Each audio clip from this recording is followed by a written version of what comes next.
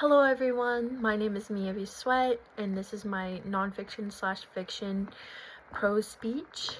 The book that I chose today was Me Before You by Jojo Moyes.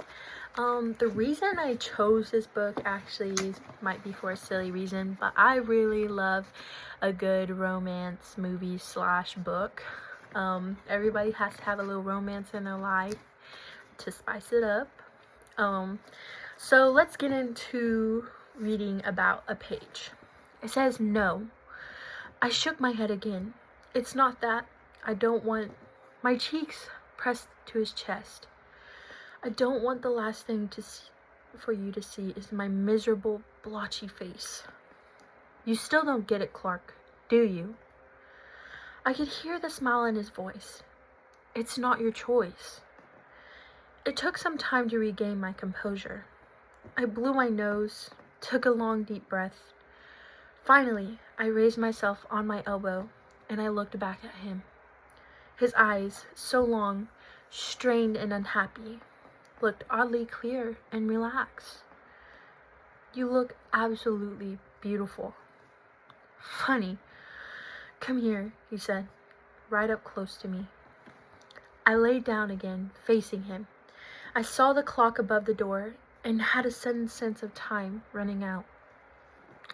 I took his arm and wrapped it tightly around me, threading my arms and legs around him so that we were tightly entwined.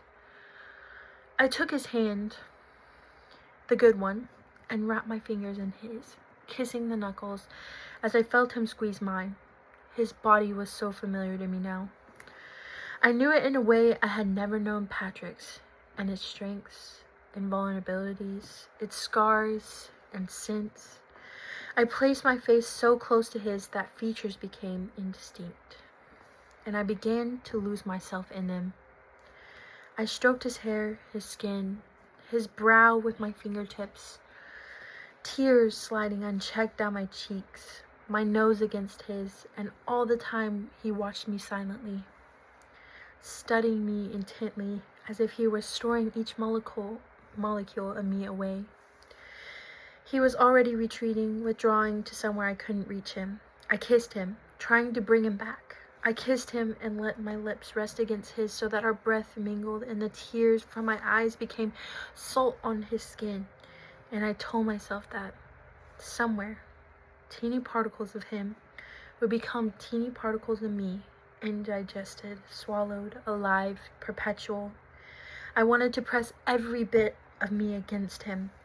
I wanted to will something into him. I wanted to give him every bit of life that I felt and force him to live.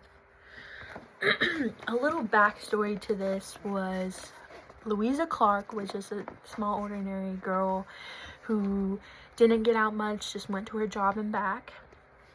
And the dude that she's talking to is Will Traynor, who was adventurous until he got into an accident and became paralyzed. One day she got fired from her job, so she started interviewing for a new job, and she just so happened to come by this job. She got accepted for it and started to take care of him.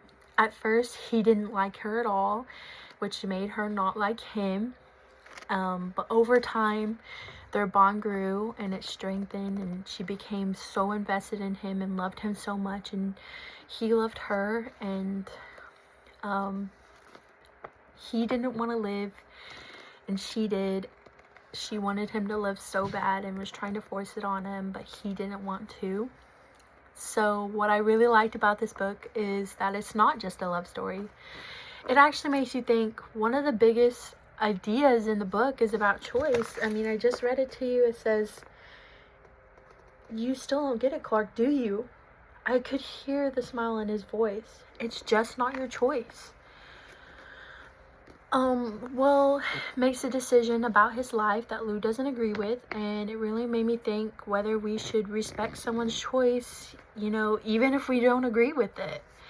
And another thing I noticed throughout the book was that how much Lou changes. In the beginning, she's just kind of doesn't want to take risk, and now she does. Will pushes her to be her best self and actually start living her life. But personally, I thought the book was really emotional, and so was the movie, and it's such a good movie to watch. And thank you.